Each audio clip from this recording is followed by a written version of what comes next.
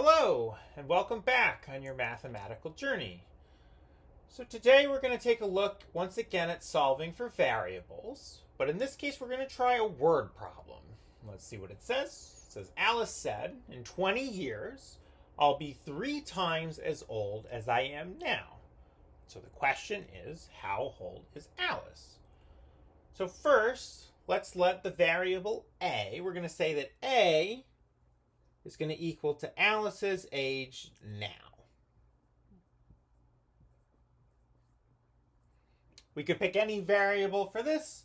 I like to stick with variables that make it easy to remember who we're referring to. So in this case, write A for Alice. Let's see if we can write an equation that describes what she said mathematically. So let's take the first part. In 20 years, I'll be a certain age. So my question to you is, what would be a mathematical expression if A is Alice's age now that would suggest what her age will be 20 years from now? I'll give you a second. So one simple way we can express that is we can simply add 20 to A, right? So we can say that A plus 20 is a mathematical expression that represents Alice's age in 20 years. Now let's take the next part. She says, I'll be 3 times as old as I am now. So once again, right, let's think about that. If A is Alice's age now, well, mathematically, right, 3 times as old as I am now is going to be 3 times A.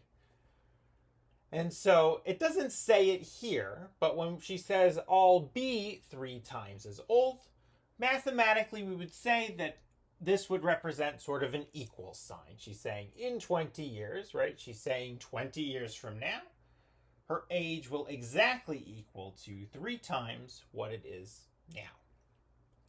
So we have a mathematical equation with our variable that we want to solve for A. And so our goal is, right, is going to be to mathematically retrace the steps to see how we can get back to A. Now your first observation might be, well, wait a minute. We have an A over here and we have an A over here. So how am I going to get the A by itself? It's a good thought. And I'll remind you that we can apply mathematical principles to variables as well as numbers. In particular, let's see what happens if we were to subtract the quantity A from both sides. If we subtract A over here, we subtract A over here, let's see what happens, right? Well, A minus A, right? Mathematically speaking, anything subtracted from itself is going to equal to 0. So we can say that this is 0 plus 20, and 0 plus 20 we know is just equal to 20. So we've now removed the variable from the left-hand side, and now we just have a number 20. Let's see what happens over here.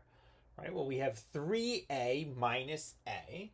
Remember, if we're unsure of the computation, we can always put a placeholder 1 here. So, right, we could say this is 3A minus 1A. So we can just take 3 minus 1, right, which will give us 2A.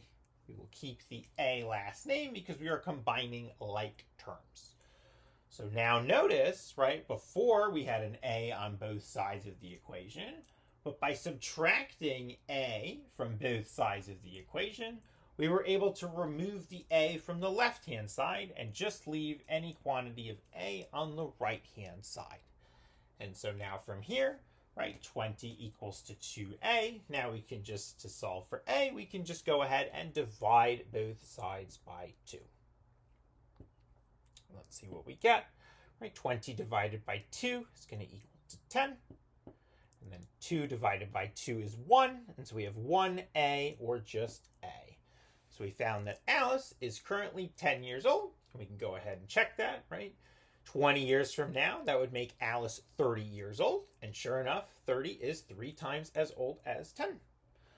So I hope that was helpful. Right? We saw here that we can apply our principles of subtracting, in this case, both sides. We can subtract not only numbers, we can subtract variables as well.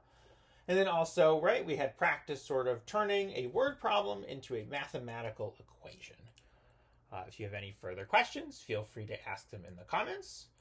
Otherwise, happy mathing, and I hope you have a good day.